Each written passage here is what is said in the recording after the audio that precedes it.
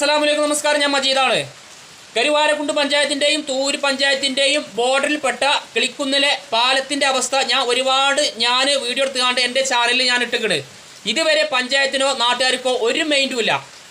ഇന്ന് ഞാൻ ഇടാൻ കാരണം വയനാട്ടിൽ സംഭവിച്ചത് നിങ്ങൾ അറിഞ്ഞില്ലേ? ഇതാണ് കിളിക്കുന്ന് കൊയ്ത്തക്കൊണ്ട് പാലത്തിൻ്റെ അവസ്ഥ. ഒരു സൈഡ് പൊളിഞ്ഞാടിയിട്ട് 2-3 കൊല്ലമായി. ഇതും കൂടിയാണ് ഈ വാഹനങ്ങൾ ഇങ്ങനെ പോകുന്നത്. എനിക്കൊരു കാര്യം പറയാനുള്ളത്, ഞാൻ അടക്കമുള്ള കൊയ്ത്തക്കുണ്ടിൻ്റെയും കിളിക്കുന്നിൻ്റെയും ജനങ്ങൾ കേൾക്കാൻ വേണ്ടിയാണ്. പാലം നമ്മുടെ മേത്തേക്ക് പൊളിഞ്ഞ് ചാടിയിട്ട് തൊള്ള പൊളിച്ചിട്ട് ഒരു കാര്യവുമില്ല. നമ്മൾ രാഷ്ട്രീയം നോക്കാതെ നമ്മൾ കരുവാരക്കുണ്ട് പഞ്ചായത്ത് പോയി കാണ്ടും അതേമാതിരി നമ്മൾ MLA അനിൽകുമാർ സാറിനെ പോയി കണ്ടുകാണ്ടും നമ്മളെ കാര്യങ്ങൾ പറയണം. ഇത് കരുവാരക്കുണ്ട് പഞ്ചായത്തിനും അറിയാം ഈ പാലത്തിൻ്റെ അവസ്ഥ, അനിൽകുമാർ സാറിനും MLA അനിൽകുമാർ സാറിനും അറിയാം. നമ്മൾ ഒറ്റക്കെട്ടായി നിന്നിട്ടില്ലെങ്കിൽ വയനാട്ടിൽ സംഭവിച്ച മാതിരി പാലം നമ്മുടെ മേത്തേക്ക് പൊളിഞ്ഞ് ചാടിങ്ങാണ്ട് ഒരു മഹാദുരന്തം നമ്മുടെ നാട്ടിൽ സംഭവിക്കും. ഓർത്തുകൊണ്ടു എല്ലാവരും.